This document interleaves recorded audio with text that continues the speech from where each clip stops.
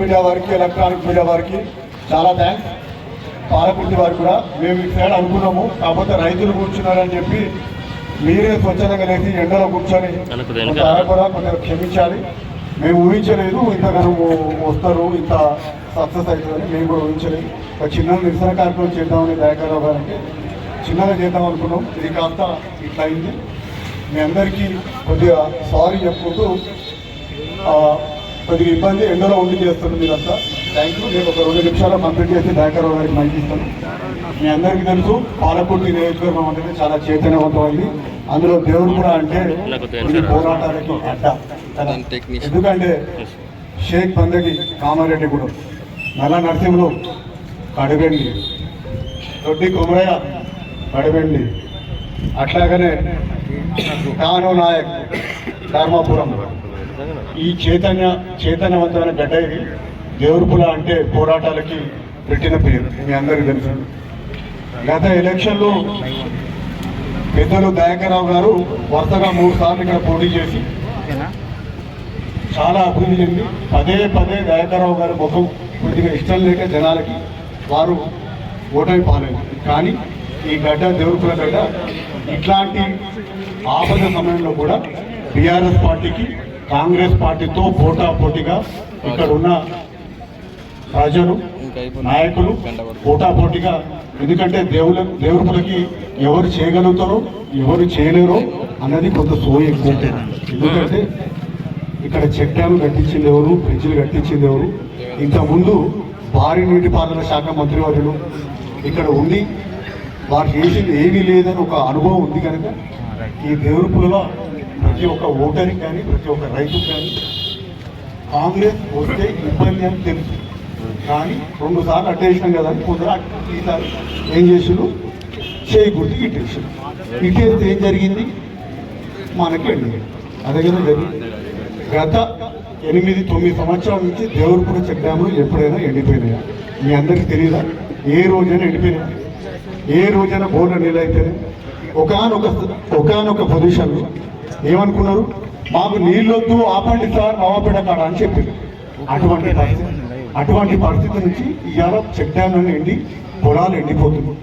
మీకు తెలుసు, మీకు బాగా గుర్తుంది, పోయిన ఎండాకాలం ఏప్రిల్ మేలో కేసీఆర్ గారు ధరావత్ అన్నకు వచ్చినప్పుడు అక్కడ 5 బోర్లు ఎండిపోయినాయని చూసి ఒక సత్యమన్న రైతు ఇలా పెళ్లి చేసుకోవాలి, చాలా ఇబ్బందిగా ఉంది, మాకు ఆల్రెడీ ఇందులో పెట్టుబడి పెట్టున్నా, ఇన్ని బోర్లు వేసినా, పెళ్లి చేసుకోవడానికి పైసలు అంచనా వస్తాయని కేసీఆర్ సార్కి మొదలుపెట్టుకుంటే 5 లక్షల రూపాయలు వారికి అక్కడ ప్రకటించుంటూ మళ్ళీ వారికి ఇచ్చింది. ఇది నిజమే కదా? అంటే అసలు మీరు ఫీల్డ్ మీదకి వచ్చి నిజంగా ఎండుతున్నాయా, ఇబ్బంది ఏంటి, ఏ కాదు ఎటకెళ్ళి నీళ్ళు వస్తుందని తెలిస్తే ఇక్కడ ఎమ్మెల్యే గారికి కానీ ఎన్ఆర్ఐ కానీ అవగాహన. వారు అక్కడ లేకుండా ఇక్కడ ఎండుతా అంటే ఒక దగ్గరికే పోతారు, అక్కడే ఎండుంటుంది, అక్కడే ఫోటోలు దిగుతారు అని దయాకర్రావు గారిది వీళ్ళంట. వాళ్ళు ఎక్కడో పోతారో, ఆ నీళ్ళు ఎందుకు వస్తాయో ఎటు పోతున్నాయో తెలియదు. అది రియాలిటీ అంట. ఇది రియాలిటీ అయితే ఇంతమంది ఇక్కడ 3-4 గంటలు ఉండదు. మిమ్మల్ని విమర్శిస్తే ఇప్పుడు ఓట్లు లేవు, మాకు వచ్చేది కూడా ఏమి లేదు. కాకపోతే మిమ్మల్ని ఆల్రెడీ జనాలు తూవని ఉంచుతారు, మేము చేయకపోతే అంటారు. కాబట్టి 100కి 100% మా తరఫున, ప్రజల తరఫున, రైతుల తరఫున మేము ప్రశ్నిస్తూనే ఉంటాం. మాకు తప్పదు, మేము చేస్తూనే ఉంటాం. మీకు ఓడిపోయి 15 నెలలైనా బుద్ధి రాదని కొందరు అంటారు. వాళ్ళకి ఒకటే నేను చెప్పదలుచుకున్నా, మేము బీఆర్ఎస్ పార్టీ దయాకర్రావు గారి నాయకత్వంలో పోరాటం చేయమని ప్రతిపక్ష పాత్ర మాకు ఇచ్చిండు. 100కి 100% మేము ప్రతిపక్ష పాత్ర పోషిస్తాం. మీకు ఇష్టమున్నా కష్టమైనా నష్టమైనా మేము చేస్తాం. మీరు మీ ఉత్సాహం ఎక్కువై కొందరిని జైలు పంపిస్తాం, లేని కేసులు పెట్టించి చేస్తారు కదా, ఇంకా చెయ్యండి. దానికి మేము సిద్ధపడే దయాకర్రావు గారితో తిరుగుతున్నాము. మీకేమనుకుంటారు, మేము బాధపడుతున్నాము. మీరు ఒకరిని జైలు పంపిస్తే 10 మంది ఉత్సాహం అవుతుంది. ఇక్కడ పాలకుర్తి నియోజకవర్గంలో దేవుడుపురం అన్నాం. అర్థమైందా? ఈ పిచ్చి ఇవన్నీ బంద్ చేసుకోండి. మీకు 3.5 సంవత్సరాలు ఇంకా ముందటున్నారు. మేము ఏం చేయగలుగుతాము? మీరు మంచి చేయకపోయినా పర్వాలేదు, చెడు చేస్తున్నారు. ఎట్లా చెడు చేస్తున్నారు? ఏ పంట పొలానికి, ఏ కాలువకి ఇలా నీళ్ళు రాలేదు. మీరేం చెప్తారు? ఎప్పుడు అధికారులకు ఫోన్ చేసినా 2 రోజులు వస్తాయి, అధికారులకు 3 రోజులు వస్తాయి. అసలు విషయం చెప్పన్నా, సిల్ట్ ఆగిపోయింది. పంప్ హౌస్ ఆపరేషన్ మెయింటెనెన్స్ అంటే రిపేర్ చేయలేదు. ఆ పంప్ హౌస్ రిపేర్ చేయడానికి 6 కోట్లు అయితాయట. ఆపరేషన్ మెయింటెనెన్స్ ఉద్యోగులు సమ్మెలో ఉన్నారట. కాబట్టి ఆ సమ్మెలో ఉన్న విషయం కూడా ఆ మంత్రి గారికి తెలియదు, ఇక్కడ ఇన్ఛార్జ్ మంత్రి గారికి తెలియదు, ఇక్కడ ఎమ్మెల్యే గారికి తెలియదు. వాళ్ళు ఆ మెయింటెనెన్స్ చేయలేక 6 కోట్లు ప్రభుత్వం దేవాలయ పంపులకు పెట్టలేక రూపాయలు ఇవాళ నష్టపోయి ఉన్నామని చెప్పి రైతులు ఇవాళ ధర్నాకు వచ్చింది. ఈ వేదిక నుంచి దయాకర్ గారి నాయకత్వంలో దేవరపురం మండల బీఆర్ఎస్ పార్టీ తరఫున 25,000 రూపాయలు ప్రతి ఎకరానికి ఇచ్చేదాకా మేము కొట్లాడుతున్నాం. మీరు అడుగుతారు కాబట్టి ఇయ్యము అంటే అది మీ అవివేకానికి అది పరాకాష్ట. నేను ఒకటే చెప్తున్నా, దయచేసి ఎమ్మెల్యే గారికి కూడా నేను ఒకటే చెప్తున్నా, మీరు ఫస్ట్ కూర్చోండి, అధికారులతో కూర్చోండి, పాలకుర్తి స్వరూపం ఏందో తెలుసుకోండి. ఇక్కడ ఏ వాగు నుంచి ఏ కాలువ నుంచి నీళ్లు ఏ ఊరికి వస్తాయో ఫస్ట్ మీరు అవగాహన తెలుసుకోండి. 10 సంవత్సరాలు మీరు ఏం చేసిళ్ళు, అందుకే ఇప్పుడు ఎండుతుంది అంటారు. 10 సంవత్సరాలు కాలువలు చేసినాము, నీళ్లు వచ్చినాయి. 10 సంవత్సరాల్లో మీరు మీ కాంగ్రెస్ నాయకులని ఆ ఊళ్ళలోకి వెళ్ళి ఆ కాంగ్రెస్ నాయకులు అడగండి, ఏ రోజైనా చెరువు ఎండిపోయిందా, ఏ రోజైనా బోర్ ఎండిపోయిందా, ఏ రోజైనా ఇబ్బంది పడ్డామని వాళ్ళని అడగండి. వాళ్ళు మీకు ఎండిపోయిందని చెప్తే మమ్మల్ని ప్రశ్నించండి. ఉచితమైన విమర్శ కోసం విమర్శ, పరామర్శ కోసం పరామర్శ. ఎక్కడైనా దేవరపురం మండలం పాలకుర్తి నియోజకవర్గంలో ఇన్ని పంటలు ఎండిపోయినాయి. పలానా కాడికి పోయి రైతుకు మీరు బాధపడకండి, నేను గవర్నమెంట్తో మాట్లాడతా, ముఖ్యమంత్రితో మాట్లాడి మీకు నష్టపరిహారం చేస్తా, లేకపోతే నా సొంత డబ్బులు ఈతో కాలువ తిప్పితే 8 లక్షలు 30 లక్షలు అయితే ఎందుకమ్మా ఇవన్నీ? నేను ఫాల్స్ ముచ్చట్లు చెప్తున్నా. ఎన్నో రోజులు నడుస్తారు మీకు తెలియదా? మీరు సర్వేలు చేసుకుంటలేరా? ప్రజల్లో మీ పరిస్థితి ఏంటో మీకు తెలుసు.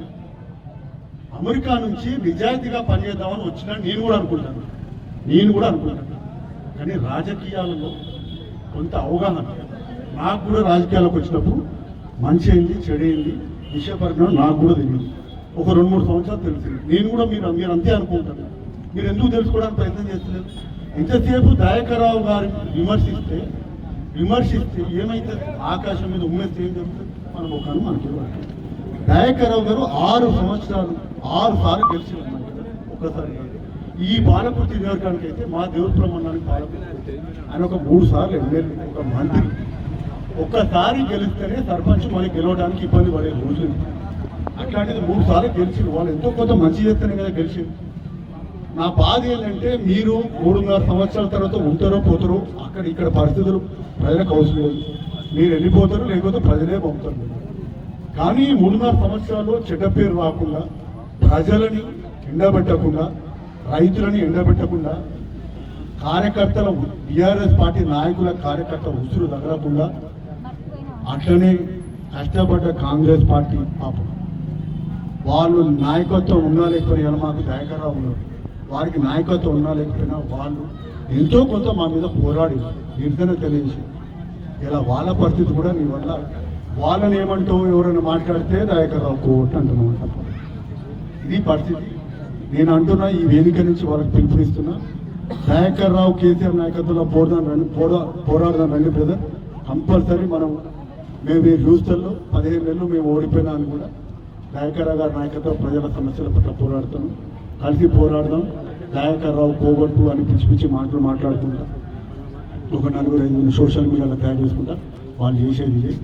నేను దయచేసి ఈ వేదిక నుంచి వారికి ఇకనైనా ఎండిన పొలాలు నిజంగానే ఎండిన ఒక జ్ఞానం రావాలని దయాకర్రావు గారి నాయకత్వంలో మీ అందరం తెలియజేస్తాం. ఒకసారి ఎమ్మెల్యే గారికి ప్రభుత్వానికి అర్థమయ్యేటట్టు పొలాలు ఎండినాయా లేదా అంటే అందరూ చేతులెత్తాడు, పొలాలు ఎండినాయి అంటే అందరూ చేతులెత్తాడు. ఒకసారి అందరూ వీళ్ళ ఎండినాయమ్మా, వీళ్ళంతా బీఆర్ఎస్ పార్టీ నాయకులతో పాటు రైతులు అందరం చేతులు ప్రభుత్వానికి కూడా తోయొచ్చేటట్టు మీ ఎండలే